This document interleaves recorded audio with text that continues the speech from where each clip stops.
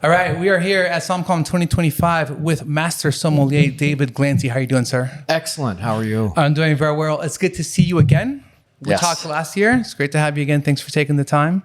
Yeah. And again, thanks for having me back after that disastrous blind tasting. I think you did pretty well. You actually described the wine perfectly. We took a narrow left turn towards the end. You were in Italy. You were, down to the classics. Hey, we're doing it again today. Okay. All right. Redemption. I feel good about it. Yeah. This time, no left turn at Albuquerque. Master Sommelier for over 20 years. You're the CEO of the San Francisco Wine School. It's my hometown, actually. Nice. I have a question for you. So being a part of the MS program, you still thought that there was a very obvious need to create these additional 16 educational programs apart from the MS program. Why did you feel that way, and kind of what was the thought behind that? Yeah. So when I passed the MS, I was already out of restaurants. I was already teaching. And, I found it helpful to bounce back and forth between credential programs to keep me going, because my second attempt at the MS exam was in a year. I'm going to procrastinate. Mm-hmm. I saw that the CWE exam from Society of Wine Educators was 6 months out. Like, cool, I'm going to that goal. I passed it. Turned around, came back at MS, passed it. So it really kept me going, had me looking at wine from another viewpoint. When I passed, I was recruited to create a sommelier program for someone else inside a culinary school. And I did that Professional Culinary Institute, and they said I could make anything I wanted. Mm-hmm. The certified sommelier program exam had just been created for the Court of Master Sommeliers. For the Court of Master Sommeliers. What year was that? That was 2006. So people would go from intro to advanced. Exactly. Intro to advanced seems unbelievable right now. Yeah, it's pretty brutal. So certified didn't exist, and I'm like, nobody knows about this credential. It's a huge jump, even, from intro to this, and then another jump to advanced. So why don't I create a certified sommelier curriculum? Yeah. And I pitched it to the school. They're fine with me. Pitched it to the Court of Master Sommeliers. They're like, great, let's talk. I introduced the two parties. They negotiated the deal, and then the deal happened, and Professional Culinary Institute was the first school ever authorized, approved by the Court of Master Sommeliers. And I ran that program for 5 years. At the end of it, I had created 400 certified sommeliers. And amazing. At that point, it was 20% of the world's certified sommeliers had trained under me in this 5-year window. I noticed as we went through, there were people who were already sommeliers in restaurants, and they're trying to pass this next exam, and they're spending $10,000 to push themselves through the next exam. There are people coming in with no experience, no knowledge at all, starting at the very beginning and ending up passing the certified sommelier exam and then never working in the wine industry. Mm-hmm. And they're going around telling people they're a certified som. And just there were all these reasons where I thought, I shouldn't be serving people Kool-Aid. There is more than this cult. There are lots of relevant credentials. So the principal founding mission of the school was bringing all relevant credentials under one roof. Initially, that was other people's relevant credentials. So Wine Scholar Guild at the time was French Wine Society, Society of Wine Educators, looking at WSET, looking at Institute of Masters of Wine, anything that was relevant. A couple of years into it, year and a half into it, I discovered, wow, there's nothing on California, nothing at all. And frankly, Court of MS Intro Seminar gives a 30-minute lecture on all of North America. It's the shock and awe campaign of wine education. It's great. It's inspirational. I loved it as a student. I loved teaching it. I love being involved. But people need more. Of course. And there's been comments by some that the Court of MS is more of a credentialing body than an educational body. I don't mean that as an insult, but they do that, and they do that very, very well. So my goal is to fill the gap. So California was the first gap filler that I made. With California Wine Appellation Specialist, 24 hours of content, every corner of California. I created a CSW prep course because Society of Wine Educators, it's largely self-study except for some live webinars. So a lot of people don't want self-study. They want their hands held. They want the wines picked for them. They want a guided tasting that reinforces what they're learning. I created another sommelier program that instead of $10,000 was $1,500. It's gone way up to like $1,800, but it's 11 sessions instead of 55. It's not enough that you're going to crush the certified exam right when you're done, but you're going to go to the intro seminar. You're going to get a day and a half of lecture, and you're going to pass that test, and then you're going to figure out, am I good for certified, or do I need another service class, or do I need another tasting class, or do I need to go more deeply on French? It's modularization of education. People only pay for what they need. And then it grew. Intermediate tasting program, advanced tasting program, and I approach it in a very different way from Court of MS. How so? What do you think are like one or two very specific ways in which you do that? Intermediate blind tasting program is 5 2.5-hour classes. I'm sorry, 6 2.5-hour classes. The first 3 classes, we taste the same wine that I manipulate 51 different ways. So week 1, I am only taking this very neutral wine and changing acid, tannin, sugar, alcohol in various different ways. How do you manipulate the wine? I sprinkle in acid. Okay. I get components from a laboratory. Gotcha. Okay. And in the case of, I can use grappa, Everclear, whatever for alcohol, or get ethanol from a lab, but I adjust those things. Week 2 is aromas. Okay. 17 different aromas. Instead of, serving you a left bank Bordeaux and going, don't you get the black currant? That isn't in there. I'm imagining it, and shouldn't you imagine it too? Believe my Jedi mind trick. Instead, it's a neutral wine. I add black currant for 24 hours, strain it out. Can you find the black currant in this neutral wine? Gotcha. And it's not that specifically, but I do 17 different aromas, and we break down, okay, how many people got this? And we go through, and it's interactive. And then, all right, where would we find this in wine normally? And so it's really, it's extrapolating. I love that. It's like old school kung fu training. Go do this one left punch a million times, 1,000 times, and then you can come back and then we'll do the other one. And it's Mr. Miyagi, wax on, 100%. Wax off. Go wax the car, go paint the fence. And then week 3, I take this perfectly good neutral wine and it up 17 ways. It's flaws. Nothing but flaws. Interesting. Oh, I love that because those are so. Oh, wow. Okay. Was I allowed to drop the F-bomb? No, we'll put a little beep on top of it. You're fine. Right. I love that. That's that's so helpful because there's not. I mean, you don't have that opportunity to do that when you're studying for a higher level examination. Like you have to just do it on your own, and like many of the things kind of rely on the community around you to be able to kind of lean on them. I want to ask you a question too, very quickly while I have you, because I don't know how many other MSs I have this time around. You've been a Master Sommelier for over 20 years. You're making me sound old. Sorry. I was more embellishing the experience that you've had under your belt, honestly. And because you've given so much to the industry and what you do. But I'm very curious, just if we're speaking of the Court of Master Sommelier as a educational body, are you seeing, or can you let us in on anything that the court may or may not be doing as far as shifting their approach to how they recruit, how they teach, just how they develop the programs? I feel like a lot has changed in culture over the last 20 years. Absolutely. And I wonder if there's any obvious things that you might be able to share with us that they might be addressing. Yeah. And I don't speak for the Court of Master Sommeliers. I am moderately active in exam proctoring. I'm not on the board. I'm not on any committees. I have a good relationship with the executive director. I don't want to speak out of turn, but I'm going to speak honestly about it. Please. And hopefully no one's upset. We've had scandals for sure. And I think it is something that has been a reckoning for the Court of MS, and I think they're better for it.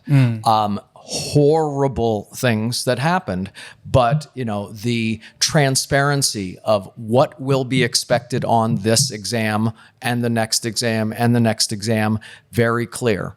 More teaching than they used to do.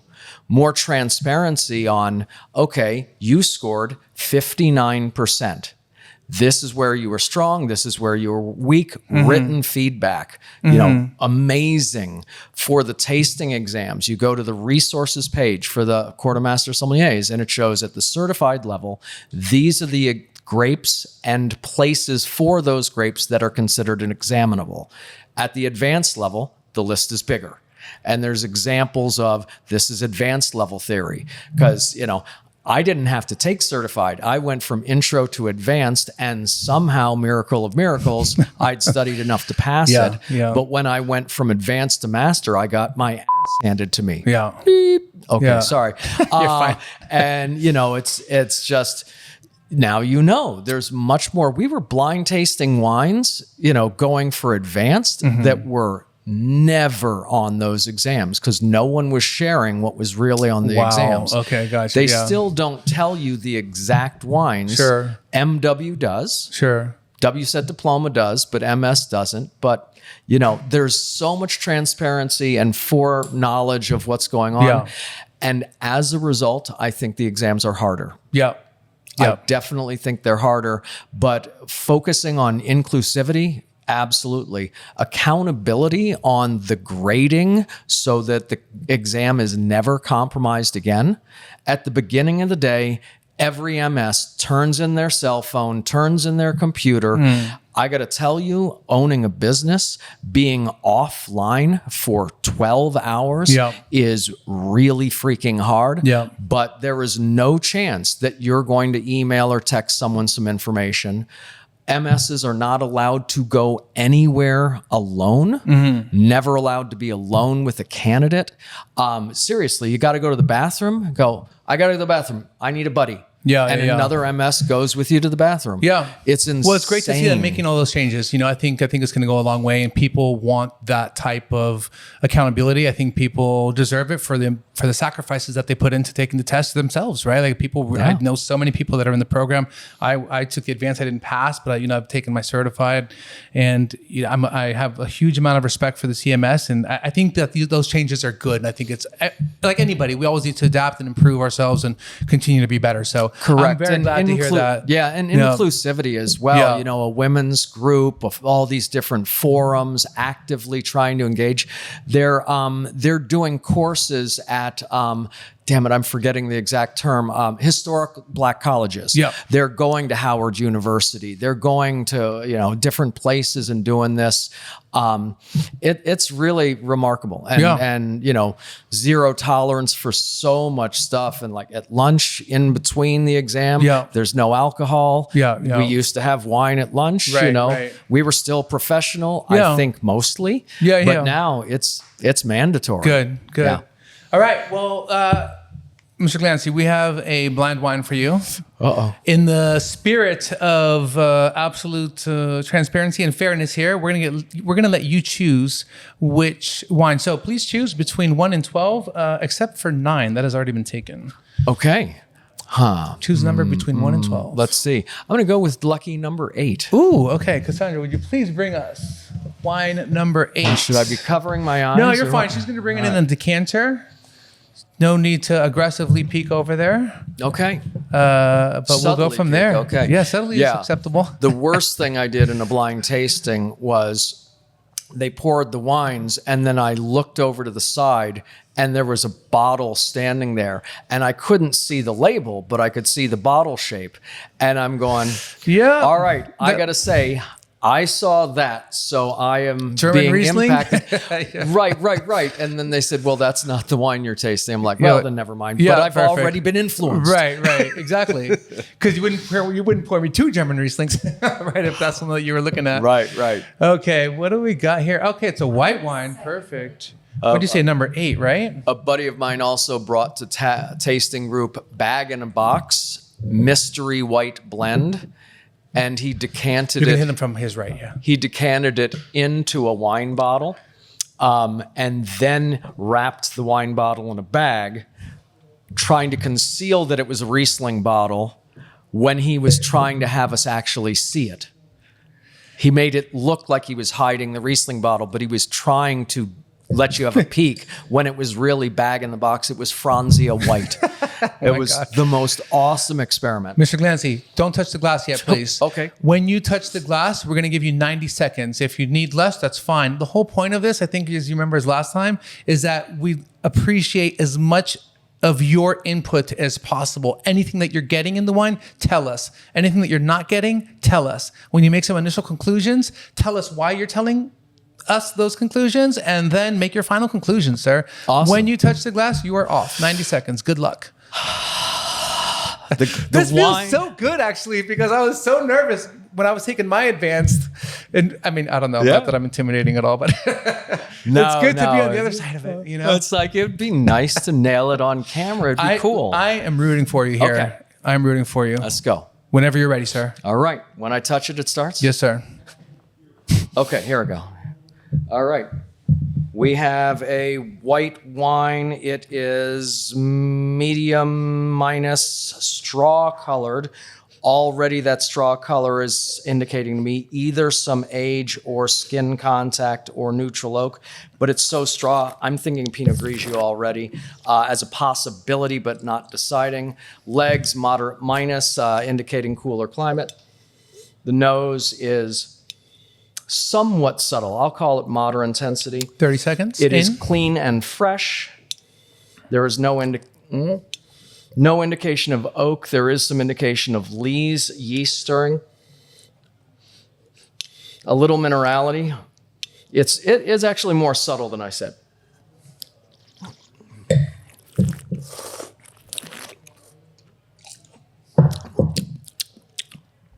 My palate is shredded from prior tasting sessions, but I'm going to say this wine is dry. It's got some fruitiness, but dry. Only moderate acidity to me. And there's some oxidative notes here. Actually, there's some vanillins coming through on the palate, so I'm completely wrong on my initial assessment. It's not about it being Pinot Grigio, it's about some oak. But it is subtle, it's integrated.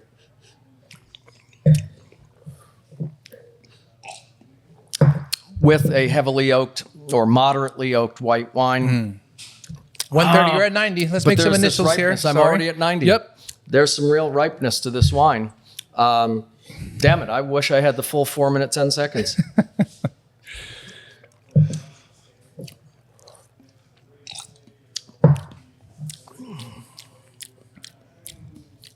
No, I'm reversing this one more time. Uh-oh. This is crazy. I'm not doing this well, and I know I'm out of time already.